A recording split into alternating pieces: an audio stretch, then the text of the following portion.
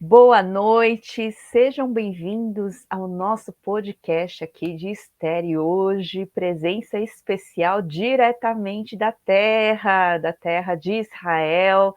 Dália, nossa querida amiga, ela tem mostrado aí como é a terra de Israel para tanta gente que vai lá, tem acompanhado os nossos grupos. Saião também, junto ali. Muito obrigada, primeiro, por estarem aqui com a gente, né? E estamos na expectativa do que vai ser hoje. Saião, Dália, boa noite. Boa noite, gente, daqui de Jerusalém. Boa noite a todos, sejam bem-vindos aí a mais um podcast aqui da Bíblia. Muito bom ter a professora Dália conosco aqui, especialista no conhecimento de Israel e da tradição judaica, e também a professora Suzy, né? E a gente vai ter um momento muito especial aqui, você não pode perder essa live. Aliás, convide os seus amigos, curta, multiplique, esteja em sintonia com o podcast da Bíblia aqui da IBNU. É isso aí. Hoje, então, a gente tem uma palavra especial. Eu até nem vou me delongar aqui. Eu vou passar a palavra para a Dália. Ela mesmo vai contar para vocês sobre Esther, sobre esses 2 capítulos interessantes e importantes, sobre Purim, né? Tudo isso. Dália, a palavra é sua. Ok, obrigada, Suzy. Quando a gente fala do livro de Esther, a gente fala sobre a festa de Purim, certo? Mas primeira coisa, assim, a festa de Purim, a base da festa de Purim é a história de Esther, na verdade, né? Mas antes da gente falar da festa e das expressões festivas desse livro, assim, algumas sentenças sobre o livro em si, que é um livro assim muito controversal, muito discutido dentro da tradição judaica, porque é um livro muito diferente. Ele é um livro que, em primeiro lugar, ele é um livro onde o nome de Deus e a presença de Deus não existe nesse livro, né? Não existe, não só que ele não existe, como até do ponto de vista, eh, digamos assim, do ponto de vista da ideia de Deus, né? Deus não dá nenhuma ordem, Deus não diz o que fazer, né? Tudo acontece entre os homens e é algo muito fora do comum dentro do judaísmo, um livro assim, né? Agora, fora isso, vejam, é um livro que acontece completamente fora de Israel, né? Então, estávamos falando sobre, né, sobre o livro de Esther. Por exemplo, os nomes dos protagonistas desse livro, que são Esther, no lugar do nome original dela, que era Hadassah, que é um nome judeu, ela recebe de repente o nome de Esther, quando é um nome muito parecido com o nome da deusa Ishtar, que é a deusa local. E também o nome do tio dela, que é Mordecai, né, em hebraico, também é muito parecido com o nome de um deus masculino chamado Marduk. E assim tem assim uma série de coisas muito diferentes nesse livro. Outra coisa, o livro está escrito, do ponto de vista da escrita hebraica, ele está escrito de uma forma diferente dos outros livros. E você tem que ler o texto na sinagoga de uma forma diferente do que todos os outros livros, né? Então, é assim, e também tudo é meio secreto nesse livro, né? Algo muito estranho, né? Quer dizer, a Esther é a rainha secreta, ela se torna rainha, na verdade, de uma forma meio secreta, né? E de repente descobrem a história da tentativa de Amã de que monta todo um plano como ele vai aniquilar todos os judeus. Tudo isso é secreto. Quer dizer, as coisas se descobrem assim de forma meia casual, né? Então tem muita coisa nesse livro que é muito diferente de todos os outros livros da Bíblia. Então, por isso, é, houveram muitas discussões se esse livro tem que entrar no cânon da Bíblia em geral ou não, né? Mas quando a gente pensa na festa de Purim, assim, então ainda mais algumas coisas antes da festa de Purim. Vejam, esse livro, ele é um livro relativamente muito laico. Ele não tem nada de religioso. Toda a história dele é uma história que está ligada com a perseguição aos judeus, né? Então, então é a base da festa de Purim. Esse texto é a base da festa, porque a festa foi declarada como festa dentro do judaísmo a partir desse texto, né?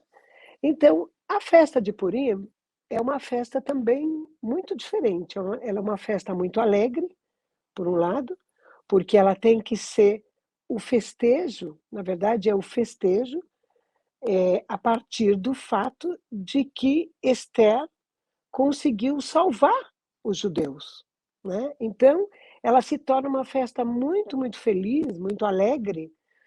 Por exemplo, Purim é uma festa onde o judeu tem que estar, é um mandamento, ele tem que estar alegre, ele tem que estar feliz. Por exemplo, nessa festa você pode beber um pouco mais de uma bebida alcoólica no judaísmo, né? Que a bebida alcoólica é permitida. Quer dizer, o vinho é permitido no judaísmo, não tem nenhum problema, você pode ficar alegre, e realmente é uma permissão que dá a possibilidade de você desfrutar de uma bebida alcoólica, mas na medida certa, né? E isso acontece em outras festas do judaísmo. Mas em Purim, fica sendo uma festa que você tem que estar alegre, então você pode até beber um pouquinho mais para estar alegre. Por exemplo, está escrito no livro de Esther que que os judeus beberam e comeram e ficaram felizes até não saber exatamente adloiadá, quer dizer, até que você não sabe exatamente o que está acontecendo em volta de você. Então, uma das coisas que começaram aqui em Israel, no festejo de Purim, em Tel Aviv, aliás, em Tel Aviv, comecinho do século XX, é toda uma parada na rua que se chama Adloiadá, né? Ou Adloiada, que é uma parada muito legal, que as pessoas se fantasiam e saem para caminhar devagarinho pela rua, todos muito festivos e muito fantasiados, né? E é um momento muito alegre, muito feliz, que passa a ser também um momento alegre do povo na rua, dentro das cidades do Estado de Israel, né?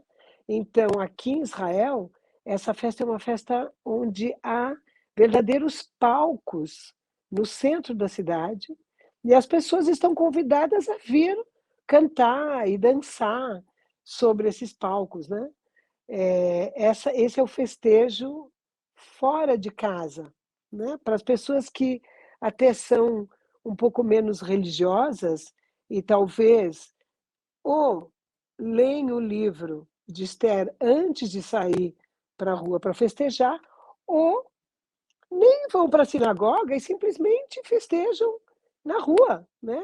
Porque se tornou uma festa que é uma festa cultural. Ela não só é uma festa que está ligada à Bíblia, pelo fato do livro de Esther estar ligado à Bíblia, senão ela se torna realmente parte da cultura israelense já, da cultura do país. Agora, outra coisa muito interessante no festejo de Purim tem uma comida especial de Purim. A comida especial é algo que chama Ozenaman. Ozenaman quer dizer a orelha de Amã.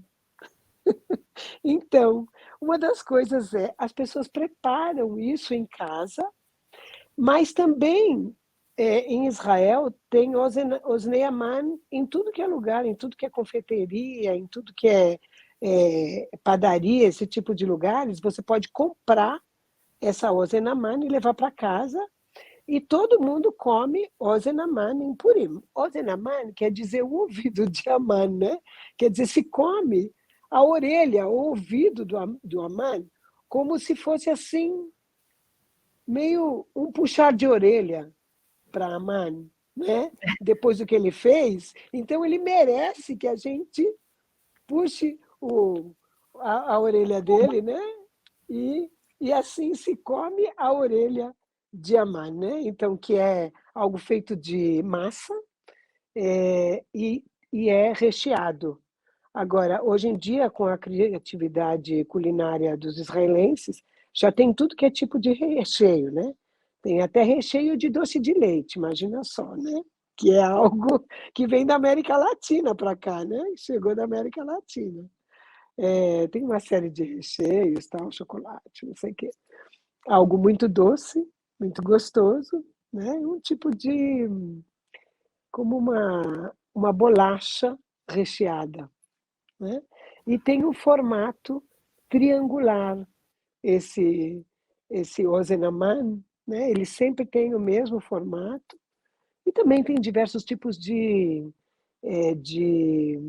massa, né? Eu posso dizer para vocês, por exemplo, que na família do meu marido, a minha sogra fazia uma massa diferente, né? Então, tem diversas tradições que foram criadas em volta dessa comida tão típica de Purim, que é o Ozenaman, né? Agora, até chegar por Purim, né, Dália, teve que passar por muita coisa, né? Então, você podia falar um pouquinho dessa questão, né, dessa matança, desse extermínio, pelo menos a tentativa de extermínio do povo judeu? Isso acontece mais vezes na história? E como é que foi esse momento, talvez você possa contar um pouquinho mais para a gente, como é que foi esse momento no livro de Esther? Olha, no livro de Esther, realmente é todo um plano que é descoberto, né? Quer dizer, começa no fato de ter sido algo planejado com antecedência, coisa que, aliás, infelizmente, aconteceu ao longo da história, né? Quer dizer, não é. Talvez foi a primeira vez na história da humanidade que esse plano é, é, que existe algo que é planejado com antecedência, com os detalhes de como é que será, como é que acontecerá o extermínio, mas, infelizmente, depois do livro de Esther, isso acontece muitas vezes, né? E se a gente pensa um pouquinho no porquê desse ódio, no porquê dessa ideia de exterminar os judeus, né? Que depois é algo que realmente, infelizmente, se repete tantas vezes ao longo da história, né? É algo que, pelo que a gente sabe, esse antissemitismo começa já no Império Romano até. Quer dizer, nós sabemos que o grande historiador Flávio Joséfo, ele ele escreve um livro sobre o antissemitismo. Quer dizer, ele já escreve, vivendo no Império Romano, ele já escreve sobre esse fenômeno que chama antissemitismo, que na verdade eu acho que vem de uma intolerância muito grande para com o outro, quando o outro é muito diferente de você, né? E é algo quase humano, digamos assim, né? Essa intolerância a um outro povo, a um outro grupo humano que é diferente de você, que infelizmente não acontece somente com os judeus ao longo da história, né? Mas com os judeus isso acontece muitas vezes, né? E Eu acho que é algo assim, muito triste que o ser humano desenvolva ao longo da história tantas vezes esse esse fenômeno de intolerância, de ódio por alguém que na verdade você não conhece. Ele simplesmente é diferente de você, e aí você, por não conhecê-lo, você, eh, desenvolve essa intolerância, esse ódio, essa distância, eh essa distância emocional que te leva realmente a odiar essa pessoa, esse grupo humano, simplesmente pelo fato dele ser diferente de você e você não conhecê-lo bem, né. Então É bem triste isso, bem complicado, né. Agora voltando um pouquinho, né, sobre a história, assim, você falou um pouquinho dessa coisa do oculto. Esther não era muito menina, muito, assim, improvável de poder ajudar um povo, né. Você quer falar um pouquinho sobre isso? Ela ser a rainha, né, de um lugar tão na Pérsia, né, um negócio, assim, muito estranho, muito diferente, né. Você imagina em terra estrangeira, mas uma terra estrangeira bem diferente, bem complicada, né, nesse sentido. é muito interessante a história de Esther nesse sentido, eu acho, porque tem aqui, por um lado, o elemento dela se tornar rainha, coisa que, digamos assim, não muitas judias ao longo da história da humanidade se tornaram rainhas, né, que é algo bem raro, assim, o fato dela ser muito bonita, que a leva a ser escolhida para ser rainha, eh, e não porque não houveram mulheres bonitas dentro do povo judeu, mas muito raro uma judia ter sido escolhida para ser rainha, né. E isso por um lado. Por outro lado, o fato dela tomar a responsabilidade e topar, né, concordar em ser parte do plano do tio dela, para, oprimir ou para não deixar que aconteça o plano de Amã, que é um plano horroroso para os judeus naquele momento, né. Então o fato dela ter concordado em, ser parte do plano do tio dela, e a coragem dela. Eu acho que um dos lados de Esther, que talvez até os sábios judeus não falam muito sobre a coragem de Esther, porque nessa discussão sobre o livro como um livro diferente,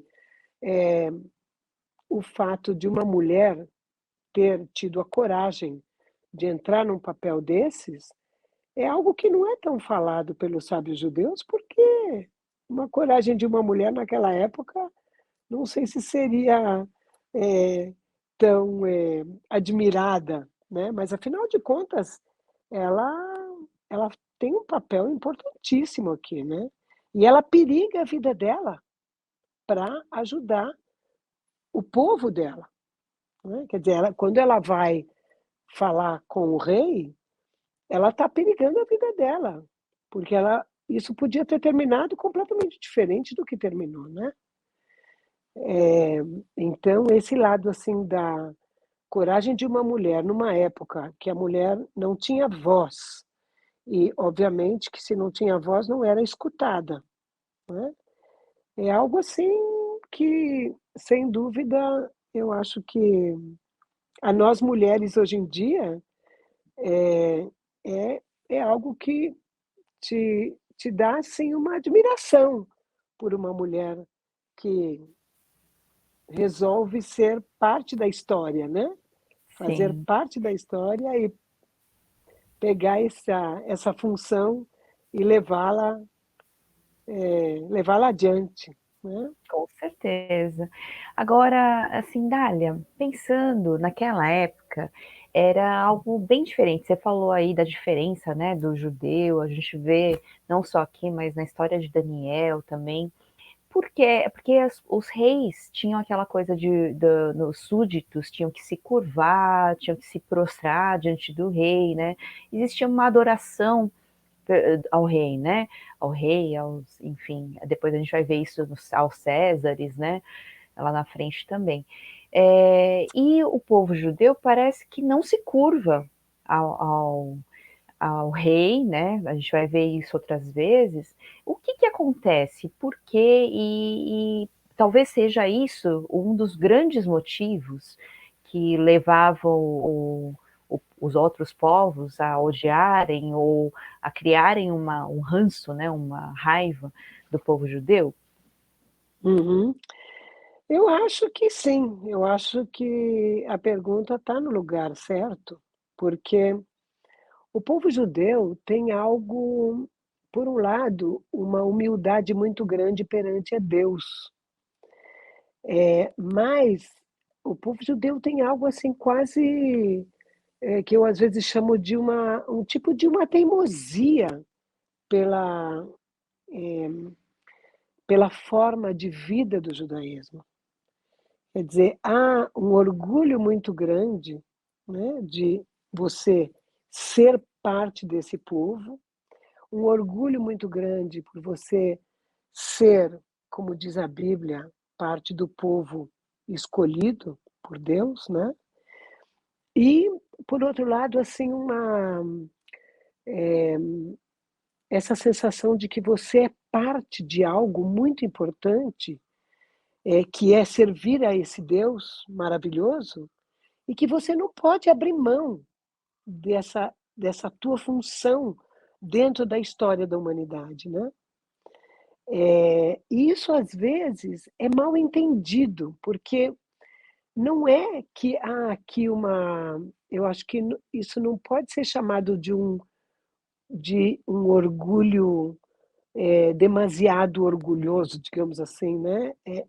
Senão é realmente uma consciência de que você é parte de um trabalho humano que vem de Deus, né? Que vem do que Deus traz para o povo judeu com a sabedoria da Bíblia, com as leis da Bíblia, né? E que é como se o povo judeu tem uma missão aqui para trazer ao mundo, né? Então, às vezes, isso é mal entendido. Agora, eu concordo que, às vezes, você pode entender mal, por exemplo, o fato do judeu não se ajoelhar. O judeu pode ajoelhar um dia por ano, somente no dia do perdão, que a reza do dia do perdão toda a oração é uma oração que, que ela cita, lembra e homenageia o momento do sumo sacerdote dentro do Santo dos Santos, quando ele entra no Santo dos Santos e ele se ajoelha pedindo perdão a Deus por todos os pecados do povo. Então é um momento muito dramático no ano judaico, né? E também é um momento muito dramático em termos do papel desse sumo sacerdote que está pedindo misericórdia a Deus pelo povo, pelos pecados que o povo cometeu. Então, esse é o único momento que o judeu, na oração, ele pode ajoelhar e ele tem que ajoelhar. E ele desce ao chão, ajoelha no chão, sai da cadeira e ajoelha. Quer dizer, e vocês sabem que o dia do perdão é um dia muito, muito dramático, muito, muito importante, é um dia de jejum, né? É um dia muito especial no ano.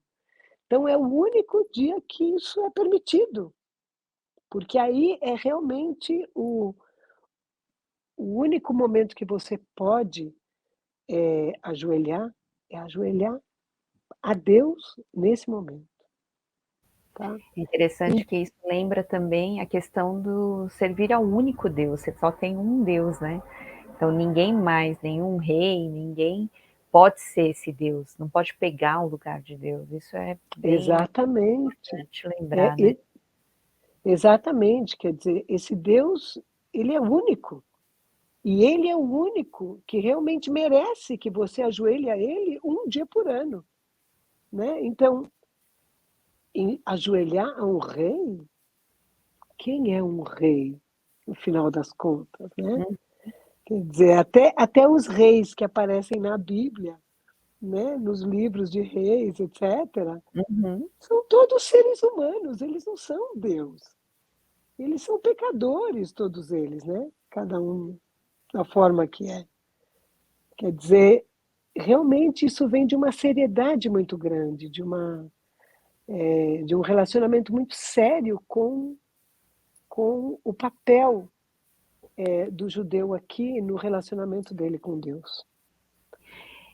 Então, Saião, a gente, pensando nisso tudo que a gente conversou com a Dália, né?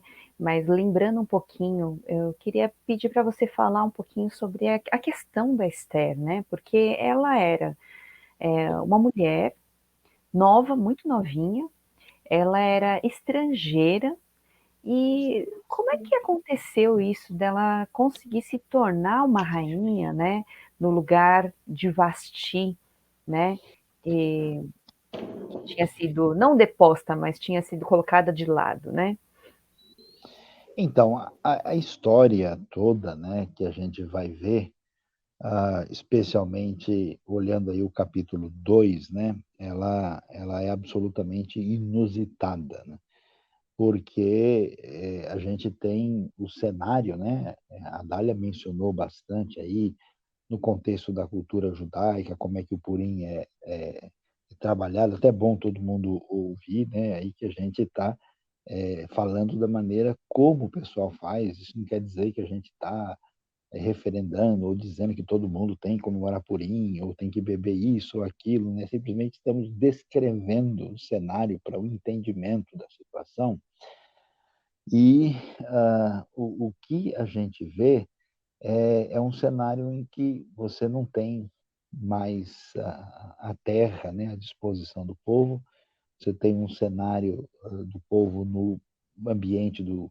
Império Persa, a gente tem uma situação de um rei que age de uma maneira bastante injusta e opressora, e assim, todo o cenário ele é desfavorável. E aí, de repente, esse silencioso agir divino, sem nome, né, vai estar por trás do cenário, de modo que uma pessoa muito menos esperável, né, aparece aí, e aí você vê, né, um rei poderoso, orgulhoso, que certamente quer ter a rainha mais bela, né, do mundo, e é interessante que Esther chama a atenção e ela entra, né, num caminho assim totalmente inesperado, né? Isso é interessante para a gente porque a gente imagina, né, quando a gente tem um cenário de profunda oposição a Deus, quando a gente tem uma situação de ateísmo,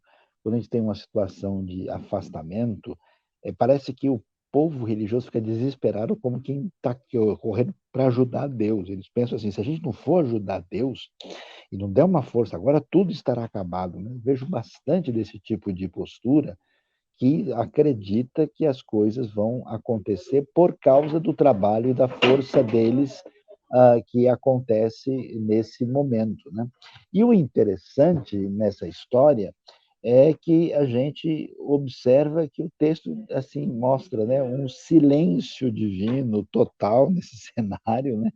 Uma situação que você esperaria, vamos dizer, um casamento segundo a vontade de Deus, não é Esther casando porque venceu um concurso com esse rei que é pagão, cujo comportamento é absolutamente rejeitável, e ela então ocupa esse espaço num processo em que a gente vai ver a ameaça que vai cair, né, sobre o povo, mostrando muito para a gente quando a nossa perspectiva, né, porque a Esther tem muito isso do que a gente está vendo e o que a gente não está vendo, né, o que está explícito e o que está implícito, né? Então a gente vê assim um desenho divino escondido debaixo da mesa, quando os planos que estão em cima parecem ser absolutamente desesperançosos no sentido pleno da palavra, né. Então realmente é muito curioso e precisa de uma sutileza para a gente saborear aí o livro de Esther, muito além do sabor das orelhas de Amã, né, esse bolinho que o pessoal come, que a Dália mencionou do purim. Boa, boa. Agora, Esther, você falou exatamente, eu acho que o ponto importante aí. A Dália tinha falado sobre essa questão de tudo estar oculto, né? Tudo parece que em Esther Deus está oculto, quer dizer, não aparece em nenhum momento. Mas é tão interessante, né, Sayão? Quando a gente lê com calma, com cuidado e saboreia, como você falou, a gente vai ver coisas bem interessantes. O fato dela acabar entrando nesse lugar, né, no palácio, para fazer parte desse concurso, já é um fato, mas se a gente ler esse capítulo 2, a gente vai ver que ela vai ficar aos cuidados de um sasgaço oficial aí responsável pelas concubinas. Mas é interessante que ali na frente fala que Esther, onde ela ia, ela causava boa impressão a todos os que a viam. Aqui me lembra um pouquinho de José, sabe? José estava na prisão, estava assim, estava em situação bem complicada, bem difícil, e mesmo assim, todos que olhavam para ele, ou tinham contato com ele, o viam com bons olhos, tinham uma simpatia. Será que é porque a Esther era linda demais? Será que ela era muito legal? O que que acontece aí, Sayão? Então, Suzy, é muito interessante a gente observar que a gente hoje vive numa cultura que é a cultura da performance, né?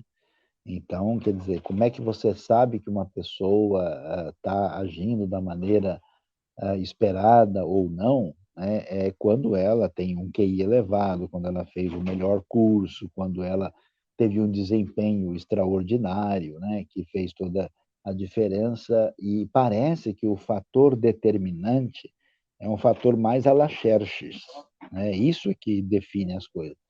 A Bíblia vai mostrar uma coisa interessante que está muito ligado a essa perspectiva de sabedoria, né, do pensamento bíblico, que, na verdade, a dimensão relacional humana é que é promissora no sentido criativo e determinador da história.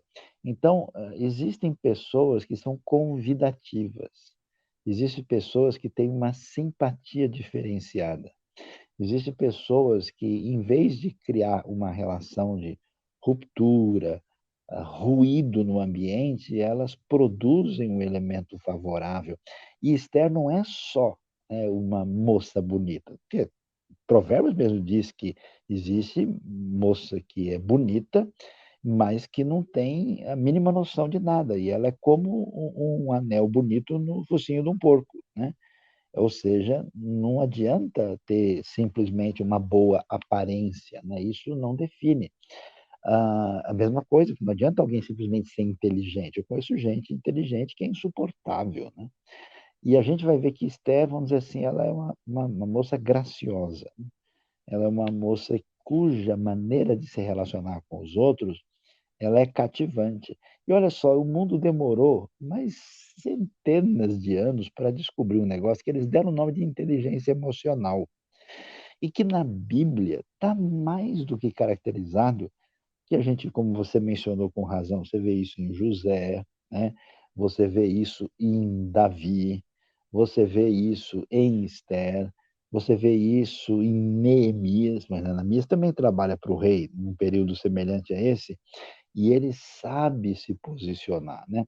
Então, isso é diferente de ter cultura, isso é diferente de ter inteligência, isso é, no sentido perfeito da palavra, verdadeira sabedoria no sentido prático, né? Se você não respeitar a outra pessoa no sentido de interagir com ela de uma maneira verdadeira e sensível, você perde a pessoa. E quem perde as pessoas, perde tudo. É muito interessante, né, isso que você falou da inteligência emocional. É bom para a gente aprender aí com Esther um pouquinho. Mas também tem outros elementos interessantes aí, assim, essa mão oculta, né? A gente já viu isso em Ruth também, mas uma mão oculta agindo, né? Qual a chance do rei gostar mais de Esther do que os outros, né? Qual a chance do Mardoqueu estar saindo ali da porta, né? Tá ali e eles ainda estavam escondendo que ela era da família assim judaica e tal, e ele descobrir né? Ali na frente ele descobre essa trama toda, esse negócio todo, né? Qual a chance, né, Sayão? Então, você vê, é interessante que você vê por trás disso tudo, é que nem o casualmente, né, do livro de Ruth, a gente vê essa mão de Deus agindo naquilo que está oculto, então, naquilo que não aparece aos nossos olhos. E vale a pena a gente lembrar disso, porque, como você falou, a gente fica tão preocupado com as coisas que estão acontecendo diante dos meus olhos que a gente não consegue prestar atenção em como Deus está agindo na nossa vida, né? Então a gente perde um pouco até, a gente perde essa conexão com Deus, porque a gente fica tão frustrado, tão desesperado por ver ali a situação difícil, um momento de crise, viver aquilo lá, que a gente não consegue mais olhar para Deus com fé, lembrar que Ele está agindo, Ele não deixou em nenhum momento de agir. E também lembrar que nem sempre quando a gente está assim no bem bom, né, não é a melhor coisa. Às vezes precisa ter esse momento de dificuldade para a gente poder experimentar essa mão de Deus, esse agir de Deus na nossa vida também, e poder sair daquele lugar de conforto que a gente vive, né, Sael? Quer falar um pouquinho sobre isso? Opa, peraí.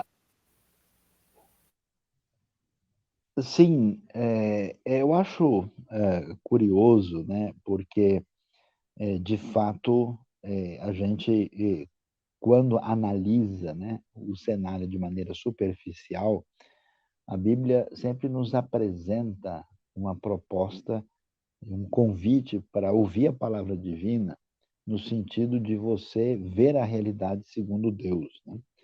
Por isso é tão importante, porque a sua mente, o seu olhar fica congestionado e você analisando dentro das suas limitações, em função da sua fragilidade, você de fato vai dizer, não, olha, não tem o que fazer, a gente não tem, né? Então eu vejo muita gente entrando numa espiral negativa a partir daí.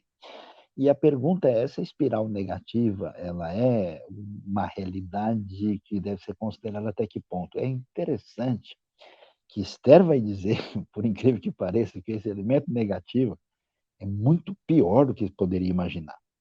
Porque, de fato, quando o Mardoqueu vai dizer para ela, ó, não conta para ninguém a sua origem, é porque já tem nuvem escura preparando a tempestade. Ele não disse isso do nada, porque ele já sabia que havia uma situação de rejeição, de intolerância, de inveja, de postura inadequada. E Israel é abençoado, escolhido por Deus, você vê isso em todo o Antigo Testamento, mas Israel não é apenas um fim em si mesmo. Israel representa esse agir de Deus na história, da história redentiva. Então, a dor de barriga que dá quando você acompanha o texto é que não só as forças do mal são absolutamente perversas e definidas, interessante a Dália ter ressaltado o aspecto que tudo foi plenamente planejado, foi tudo preparado, não foi uma coisa assim que deu uma raiva e o sujeito pulou em cima do Mardoqueu para atacá-lo, né? Uma coisa teve a sutileza da organização e do planejamento. E diante desse cenário, o que a gente vai observar é que, de fato, parece, né, que essa realidade do mal é muito pior do que a gente poderia imaginar e ela está sendo sentida. E ela ameaça o povo e ameaça todo o projeto de Deus através da história. Todo o elemento de história da redenção, tudo aquilo que envolve as profecias, tudo aquilo está. Então a coisa ela é bem complicada, né? E aí é interessante que o livro de Esther e certos textos bíblicos são um desarmamento da bomba. Sabe a bomba quando ela vai explodir? Aí tem ali, o cara tem que puxar aquela cena do filme, né? Você tem que puxar o fio certinho. E aí, um monte de fio certinho aparece no texto. Então, é o fio certinho da Esther entrar no concurso, é o fio certinho dela casar, é o fio certinho do Mardoqueu meio que ouvir sem querer, é o fio certinho de as coisas irem acontecendo como quem sai pisando, né, de um lugar para o outro no campo minado, não acertando nenhuma mina para explodir. Então, interessante. Por isso a gente sabe, né, pessoal, talvez nem todo mundo sabe que muitos dos cineastas que marcaram a história eram judeus e beberam das águas de Purim. E o pessoal sabe esse suspense, essa coisa cativante que marca a história, isso é direto da Bíblia. Essa criatividade, esse elemento assim que assim recheia, né, de realidade intensa aquilo que tem a ver com os conflitos e a trajetória da vida, de como eles são trabalhados e retratados. Nesse sentido, o livro é extraordinário. Então, através desse desativar das bombas, a gente vê, né, uma fé na ação divina, um discurso silencioso contra a desesperança e que caminha silenciosamente por cima do campo minado até se tornar plenamente vitorioso. Aí o silêncio de Purim se quebra na grande festa que é celebrada no final, por isso a alegria que estava represada, ela vai com força de maneira significativa. Então é muito interessante todo o detalhe da construção, como o livro ele é fascinante do ponto de vista não só teológico, como literário. Realmente, depois dessa, eu acho que a gente pode encerrar. Já falou tudo. Não, tem mais, tem mais. Muito, muito. É demais mesmo. Primeiro, Deus é demais e esse livro também é muito especial, muito demais. Agora, saiu, a gente estava conversando com a Dália, essa questão da adoração ao rei, né, tudo isso, e essa coisa do decreto do rei, já que o rei é alguém tão importante, tão, assim, que é até endeusado em muitos, muitos ambientes, né, o que significa um decreto dele? Porque aí já está, se foi decretado a matança dos judeus, né, no caso, para quem não se curvava, o que significa isso? A gente vai ver lá no capítulo, no final do capítulo 3, né, fala assim, que quando isso foi publicado na cidade de Suzã, o rei e Amã foram lá beber, mas a cidade ficou assim um completo caos, né, uma confusão total. Então, qual é o valor disso? O que significava isso para aquelas pessoas que estão vendo, né, o decreto? Então, essa questão que a gente vê muito trabalhada na Bíblia, de que o ser humano tem a sua dimensão relacional e social. E essa ordem social, né, para que ela seja viável, seja possível, ela precisa ter referência de organização fundamentada na justiça, né? E também no que a Bíblia vai estabelecer como misericórdia, né? A gente lembra de Miqueias, né? Deus ele está querendo que as pessoas, né, amem a bondade, a justiça, a misericórdia e andem humildemente com Deus. E o que que acontece? Quando a gente vê a maneira como os grandes poderes que representavam força e definição de organização social se estabelece de maneira em oposição ao Deus verdadeiro e, de certa forma, uma espécie de poder teologicamente subversivo, a gente vê que esses elementos desaparecem, né? Então, você tem como se a gente pode chamar de uma grande força ditatorial, né? Deixa eu ver aqui, opa, deu uma mexida aqui agora sim, né?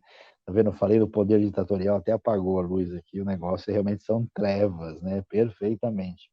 Essa força ditatorial, ela se faz presente e aí a gente entra numa crise muito grande quando a lei que deveria estabelecer a justiça serve de referência de opressão, né? Isso é uma coisa que, inclusive, vai estar presente na própria sociedade do povo de Deus. Esse é o grito de Abacuque, né?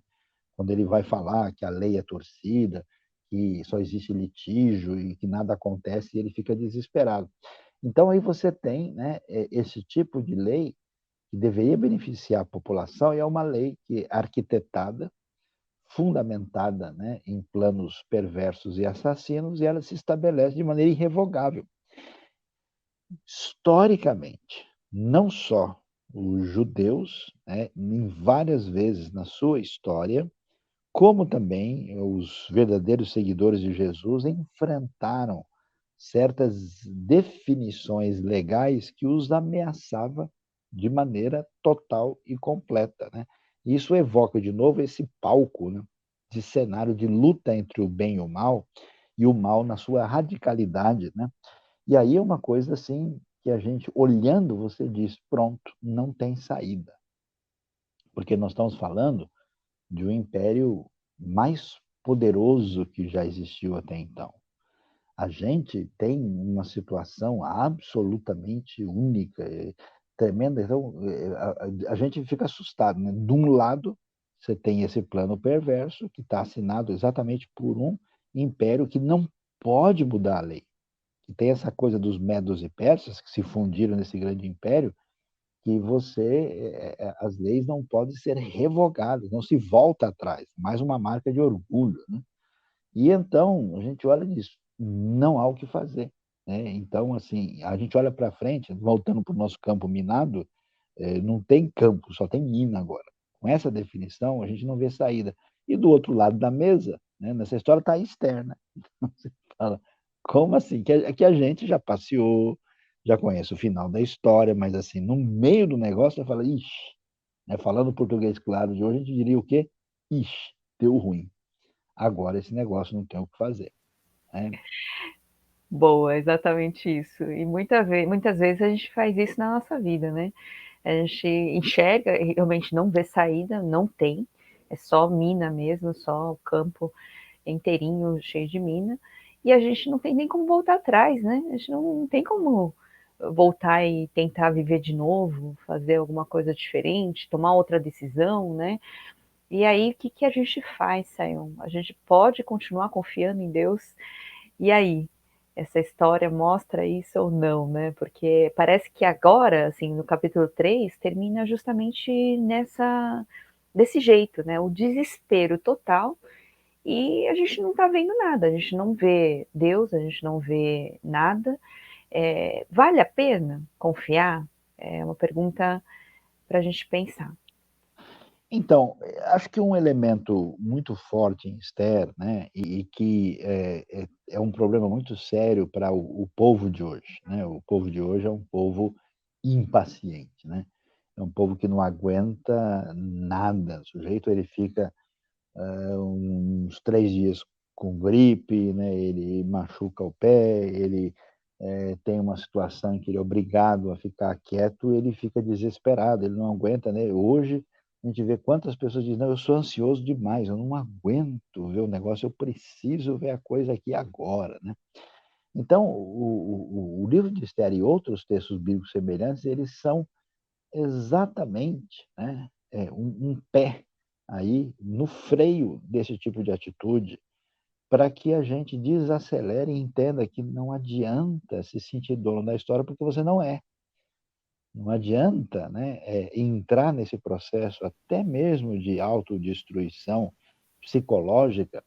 E aí a gente tem que fazer esse exercício, né, exercício de fé. E a fé só vale se você não tiver onde colocar o pé. Fé que tem onde colocar o pé não é verdadeira fé, né? Então, fé onde não tem, onde tem que colocar o pé é andar de marcha ré, né? Então, não pode ser desse jeito. Por quê? Porque esse processo livra a gente de uma dependência falsa da gente mesmo, que a gente não sabe que é falsa, né? Isso nos ajuda a sair de dentro da concha para enxergar um cenário além dos óculos que a gente está usando. E isso nos ajuda a entender isso que o pessoal não entende, Suzy. O pessoal, assim, olha só, pessoa de igreja, pessoa de ambiente religioso, acha que Deus nos chamou para pisar no quadrado de um monte de regras. E aí as pessoas acham que eles estão pisando no quadrado certinho e fica cada um falando, pô, tá vendo como eu sou lindo? Tá vendo como eu sou maravilhoso? Que eu fiz isso, eu fiz aquilo? Olha, hoje eu fiz a oração do Pai Nosso, hein? Hoje eu li até o Salmo 119, hoje eu fui na igreja, hoje eu penteei o cabelo direitinho. Então, parece, né, criança brigando com o outro, falando assim, olha, eu sou mais legal que você, né? E a principal chamada do texto bíblico para a gente é: você precisa tirar a confiança de você em você mesmo e nas circunstâncias, mesmo quando o cenário estiver complicado, colocar a sua confiança em Deus. Então, o livro de Esther trabalha isso porque Deus é bom, Deus é poderoso, Deus está no controle da história. Ele falou para Abraão que ele ia fazer, demorou só 25 anos para cumprir, e isso aconteceu. Então, nunca podemos desistir da jornada. E se a gente ficar meio assim, pô, mas assim é muito complicado, muito difícil, pois é, duas coisas para a gente pensar. Primeiro, é que o pior que pode acontecer com quem confia em Deus ainda vai ser bom, ainda vai ser vantajoso. E a segunda coisa que a gente precisa entender é que aquilo que a gente acha que é o bom, que é o melhor na nossa opinião, não necessariamente é. Quer ver um exemplo? Veja uma pessoa que nem o José. José aconteceu um monte de coisa para ele, quem diz, caramba, eu não queria ter passado por isso. Mas veja quem José se tornou. E veja o que se tornaram os seus irmãos que não enfrentaram as mesmas dificuldades. Então, todo esse processo que leva a gente a ficar assustado e temeroso é, na verdade, uma oportunidade de desenvolver a nossa musculatura espiritual e emocional para enfrentar a realidade da vida. E o livro de Esther é fascinante. É legal, né? Porque você fica assim com o coração na mão, né? E com dor de barriga, falando, nossa, e o que vai acontecer com a menina agora? Ixi, e agora? O que vai acontecer com o tio dela? Como assim enfrentar o faraó? Como assim enfrentar os Xerxes do Império Romano? Como assim enfrentar uma lei que não volta atrás? Então, essa é a história que, com certeza, as emoções, Suzy, estão garantidas. E o crescimento espiritual mais ainda. É isso aí, muita emoção, muito crescimento. Agora, Sayão, a gente, quando a gente vê as pessoas, você estava falando agora, mas quando a gente olha para as pessoas, parece que a vantagem imediata, né, aquilo que parece bom aos meus olhos, isso é o que sempre elas acabam escolhendo. A gente tem na Bíblia muitos exemplos justamente disso, né, que muitas vezes aquilo que era bom aos olhos levou à destruição, né? Então vale a pena a gente parar, porque aquilo que você acha que é vantagem hoje, aquilo que você acha que você está, né, tá fazendo de melhor, né, das suas próprias escolhas, e sei lá, você está curtindo a vida, você está aproveitando, né, aquilo que você tem ou que é dado, mas isso muitas vezes leva à destruição, à própria destruição e a destruição assim de pessoas ao redor. Eu vi muitas vezes, Sayão, e eu conversei com alguns assim, com algumas pessoas assim, na própria Cracolândia, em alguns lugares, onde elas já estão com a vida toda destruída, mas elas não começaram assim. Eram pessoas assim com uma profissão muito boa, tinham família, tinham casa, tinham tudo, e elas foram perdendo em vista daquilo, das decisões que elas foram tomando. Então eu lembro de uma pessoa que conversou assim demoradamente, ela quis que a gente orasse junto, falando, eu se eu pudesse voltar atrás, hoje eu faria tudo diferente. Mas ele tinha tido um encontro com Deus. Era muito diferente a maneira como ele pensava, apesar de estar numa situação muito difícil, do que quando ele tinha tomado essas decisões na vida. Então, aquilo que parece bom aos nossos olhos hoje, não quer dizer que são bons, né? Aquilo que parece muito difíceis, ou decisões muito complicadas na nossa vida, às vezes a gente tem que esperar um pouco mesmo em Deus, com a fé em Deus, né, Sayão? Então, a questão, Suzy, é que a gente não tem o quadro completo. A gente olha uma circunstância e diz, se eu for para cá, tem muito esse negócio, né? Um dia o pessoal falou comigo, o sujeito foi lá pegar o avião, né? E aí ele teve um problema, atrasou, né? E perdeu o avião, depois o avião caiu, né? Então foi ele que tomou uma decisão ou foi Deus que predestinou ele e tal, porque o atraso dele impediu que... Então, assim, quer dizer que da agora para frente todo voo chega atrasado, né, vou perder para não cair, né? É claro que isso é uma loucura, né? Então, como a gente não tem as referências à nossa frente, a gente precisa viver a vida debaixo dessa realidade da nossa conexão com Deus. E essa conexão com Deus diz o seguinte: olha, Deus é todo-poderoso, que é o que a gente começa a perder, né? Quando a coisa, né? Quando o meu doce de leite vem menos gostoso, já que o assunto aqui entrou no doce de leite hoje, é sinal que Deus é menos bondoso do que ele era na semana anterior. Não é o caso, né? Deus não deixou de ser bondoso e deixou de ser poderoso. Deixa eu ver o que aconteceu aqui, né? Deus não deixou de ser bondoso ou poderoso pelo que eu estou enfrentando. Eu preciso entender que eu tenho que tomar decisões. Esther é um livro de chamada decisão. Essas decisões têm que estar em sintonia com os princípios de Deus, mas eu não tenho controle da situação. E atenção, uma decisão minha, às vezes acertada, não significa que eu vou ganhar um bombom em seguida. Então, Esther era muito legal, né? Era tão legal que era a rainha da inteligência emocional. Mas isso não impediu que ela tivesse que enfrentar o mal. Essa coisa que a gente tem uma atitude muito infantil, né? A pessoa, não, se eu for uma pessoa legal e ler o salmo todo dia, né, na minha vida vai dar tudo certo, né? Agora, se eu, por acaso, faltar no culto, né, ou na reunião religiosa, aí vai começar a dar problema. Não é assim que a coisa funciona. Então, a gente precisa entender, né, essa amplitude desse cenário que é tão expressivo no próprio livro de Esther. Eu acho que vale a pena assim, reforçar, né? Sabe? Então a gente tem que viver cada dia tomando as nossas decisões. Então existe uma responsabilidade muito grande da gente viver os princípios de Deus, viver Total. conforme a palavra e também ter a fé. Não pode esquecer que uma não exclui a outra, né? A gente precisa viver as duas coisas, debaixo dessa conexão, junto com Deus, vivendo em fé, porque é isso que faz a diferença, né? Na verdade, sem Deus a gente nada pode.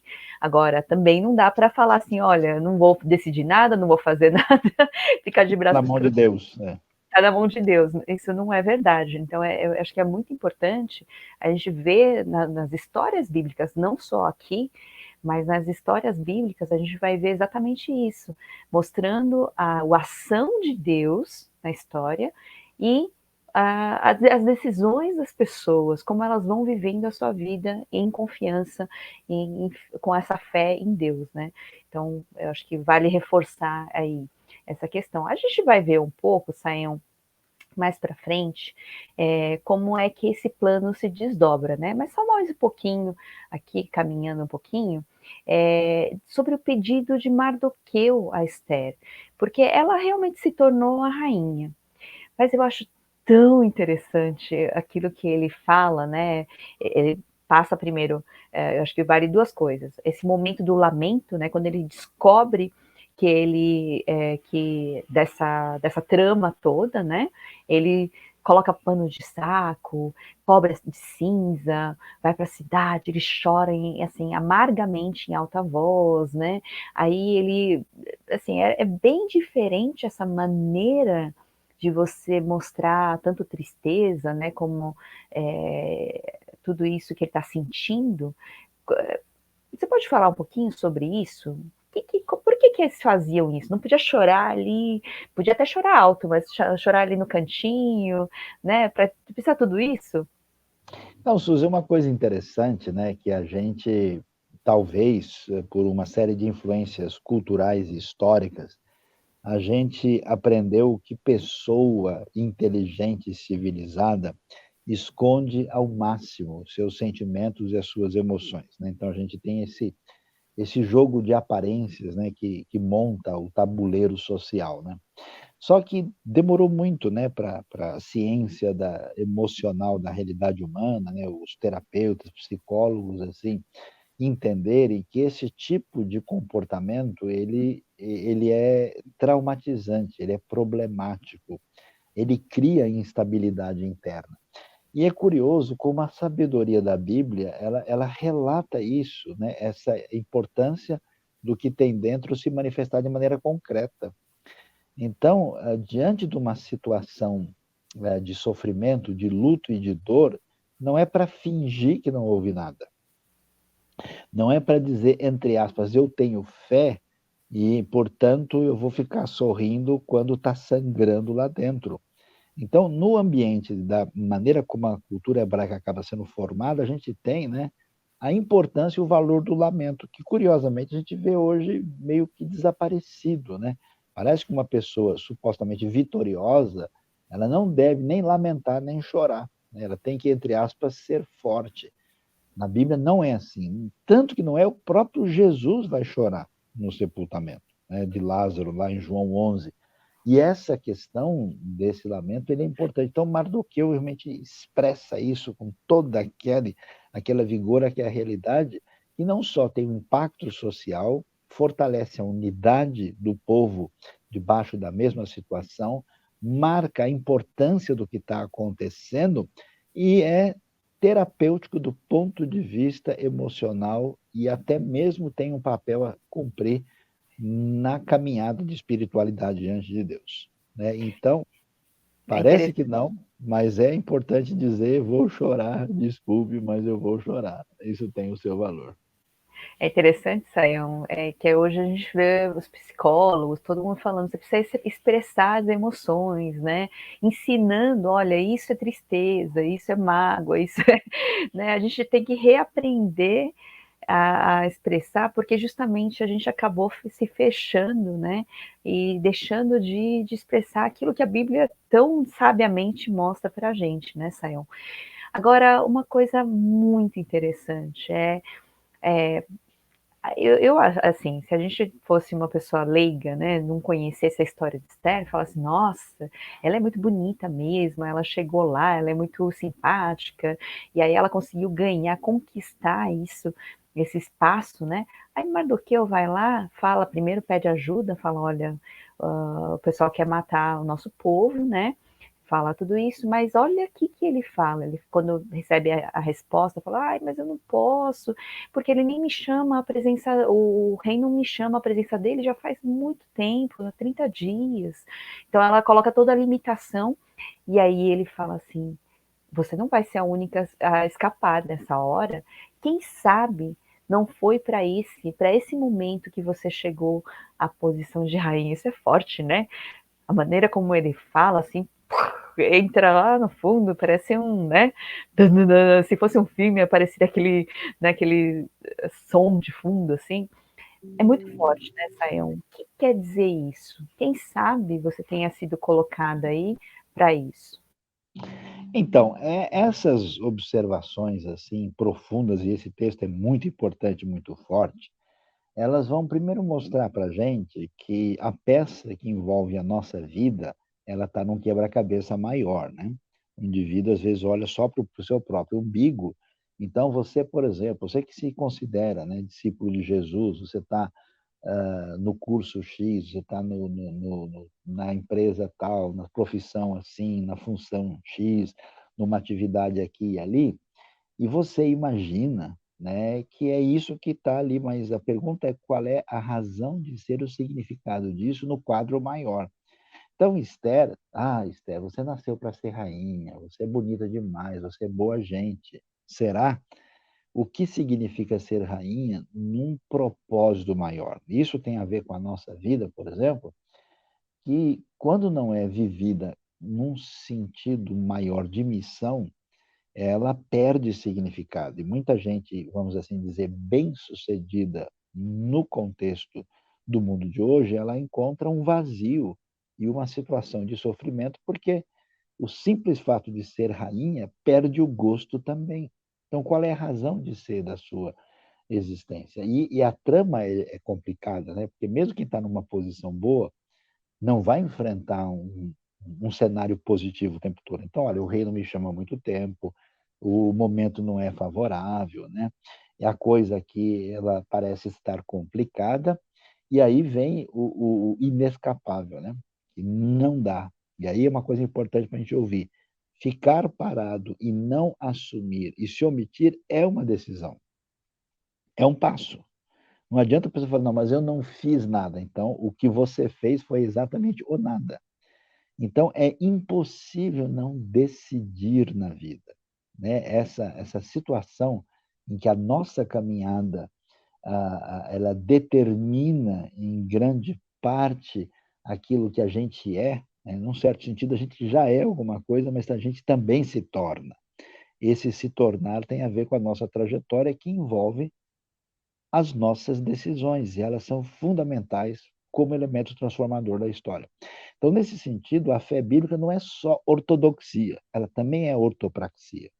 Ela envolve um chamado à tomada de decisão. Se não Esther, se ela fosse agir de maneira equivocada, fala, não, então é o seguinte, eu vou entregar isso nas mãos do Senhor, e se ele tiver um plano aqui, vai dar tudo certo, porque nada acontece sem ser da vontade dele. Ele não responde nada disso, né? Ela vai enfrentar o desafio. Mardoqueu diz, olha, você não leu a história, você não viu que você chegou no ponto decisivo?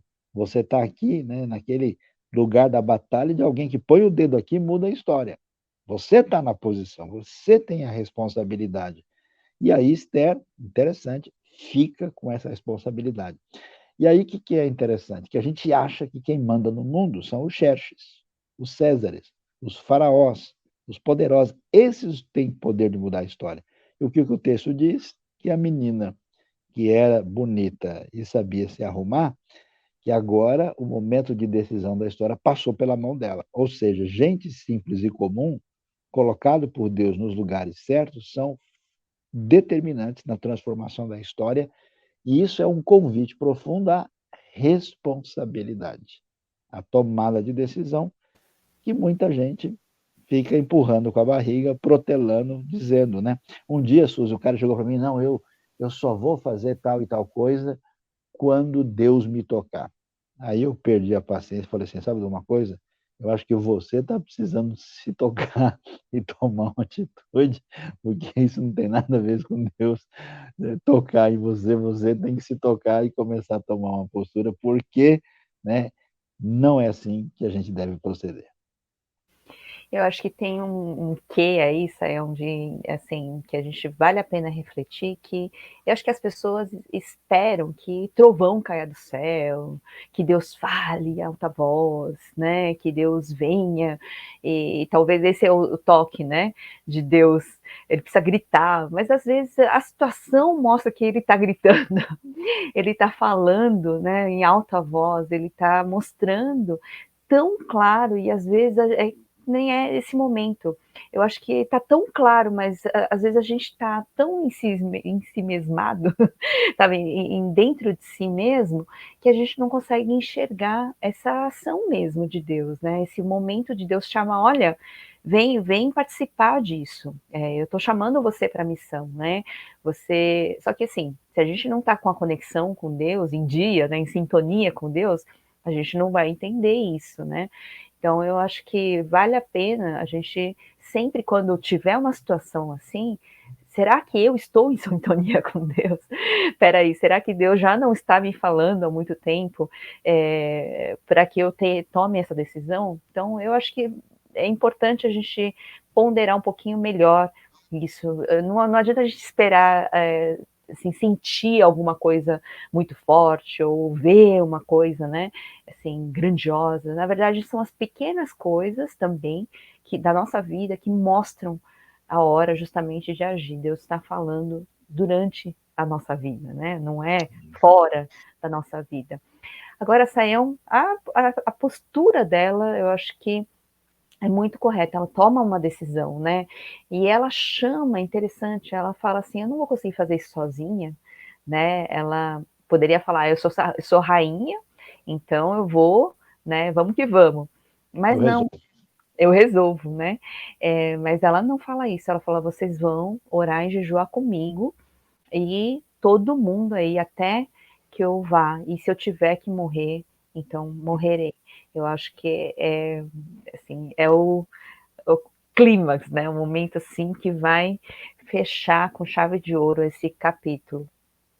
Pode falar. Então, se não me falha a memória, acho que não fala orar, né? Ela só fala em jejum, né? Acho que a palavra oração também ela fica, de certa forma, subentendida, mas não explícita, né?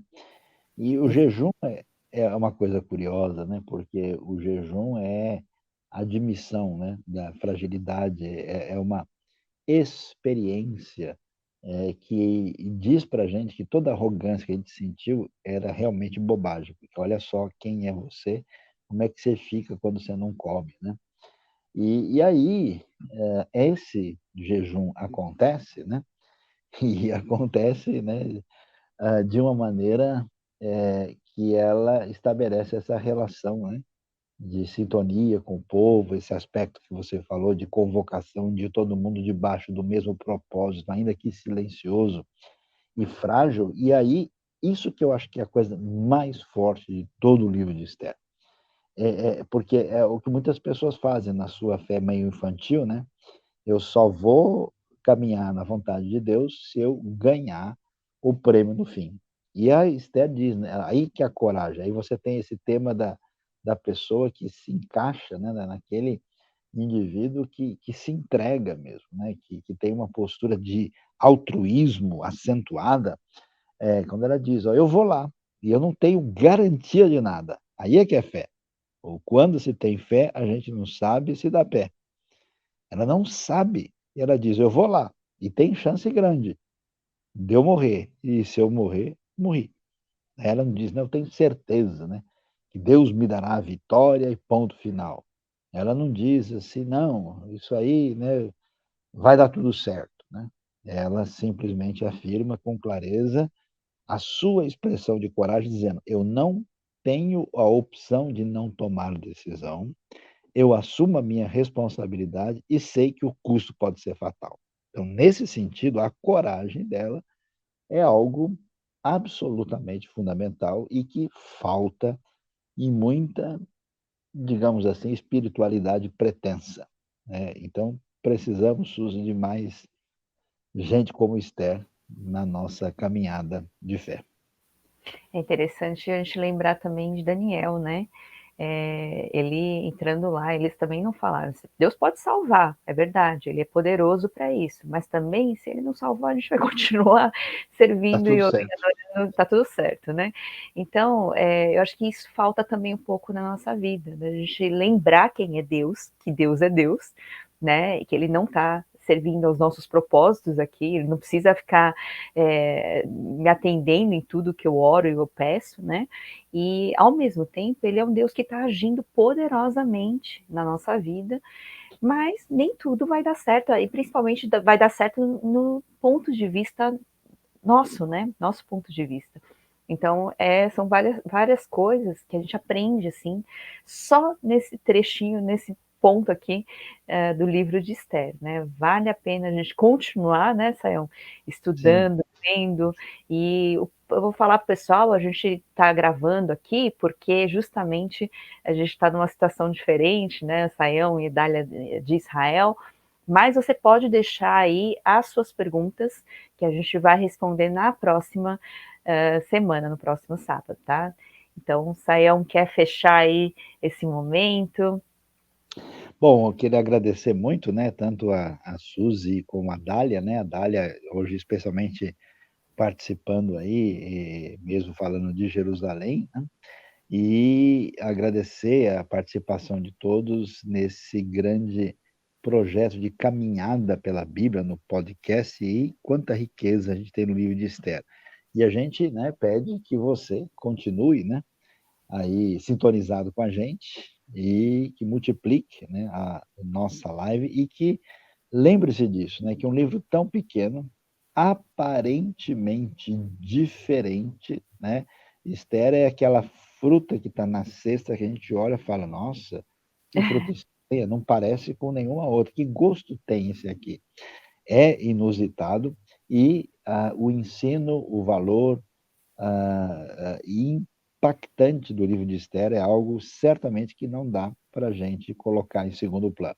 Muito obrigado, obrigado, Suzy, obrigado, Dália, obrigado a você que está com a gente. Deus abençoe a sua vida por meio desse ensino aqui no podcast da Bíblia da IBNU.